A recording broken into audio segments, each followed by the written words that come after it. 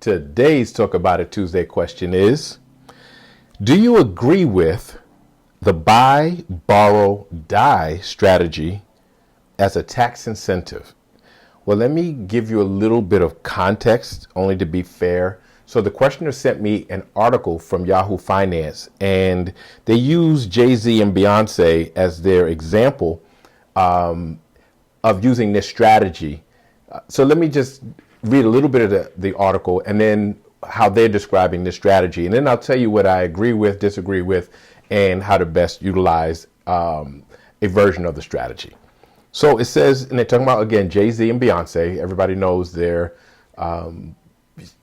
music superstars, and even beyond the music, they're just doing phenomenal stuff in the business world. So it says the couple is worth roughly $3.3 billion together and secured a $57.75 million mortgage on their property this April. That's in addition to the previous $52.8 million mortgage secured 4 years ago. So clearly they have a property and they had an initial mortgage on it, and they pulled out a second mortgage on it. And it asks the question, are the music moguls now just broke billionaires, as some online commentators have speculated, or is this a savvy real estate move? And then they go on to describe the strategy, right, that they're calling buy, borrow, die. So it says the strategy involves acquiring appreciating assets such as real estate, stocks, or artwork. Then they borrow against those assets to create tax-free cash flow, subsequently passing the assets to their heirs to erase capital gains over the long term. So let me explain where the error comes up, because ironically, a second person asked me the same question later on about this strategy. So it must be buzzing on social media. So let me explain how this works and where people are going totally wrong. So assets, when we talk about assets, we have to understand the difference between income and assets. Income is money that comes in from a lot of different places. There's earned income, there's passive income. Income is just money that comes in. An asset is something of value that you possess. Meaning, in this example they gave was real estate. Real estate is an asset. It says artwork can be an asset. Stocks can be an asset. Things that hold value. Now, assets tend to, over time, increase in value, right? And that's just basically, it can go with inflation, or for other reasons, it increases in value.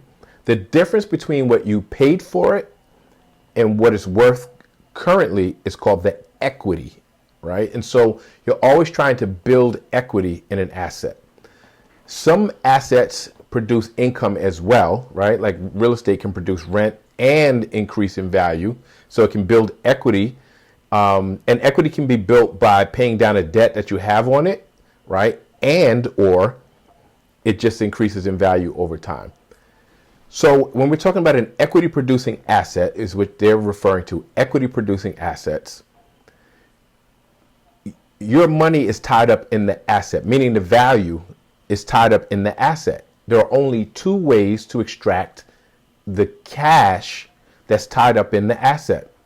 You can either sell it or borrow against the equity that's in it. Here's the difference. If you sell an asset, you no longer own or control the asset. You can no longer consider it intergenerational wealth because you can't pass it on to another generation. And if you sell it, whatever profit you make, meaning the difference between what you paid for it and what you sold it for, you now have to pay capital gains taxes on that gain, right? Because it's capital gain. You have to pay taxes on the capital gain. So selling it is not necessarily a good strategy, right? We want to accumulate, and it lowers your net worth too. We want to accumulate assets that we can transfer to another generation, that we can borrow against, and that we don't have to pay taxes on. So if you borrow from the equity in the asset, and if you have a brokerage account, you can do it. If you have real estate, you can do it. If you have other assets and it has equity, most places will lend you against the equity, not necessarily 100% of the equity, but a portion of the equity, and that asset will be the collateral. So if you don't pay it, they can take the asset and sell it to get what they're owed.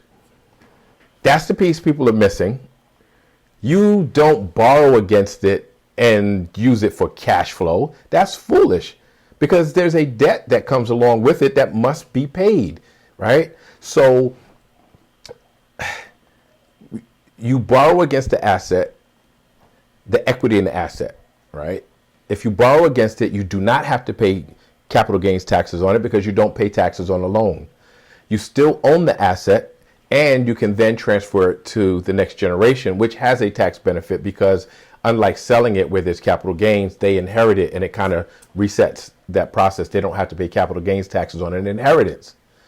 So let me go on in the article because it goes on how to use the strategy.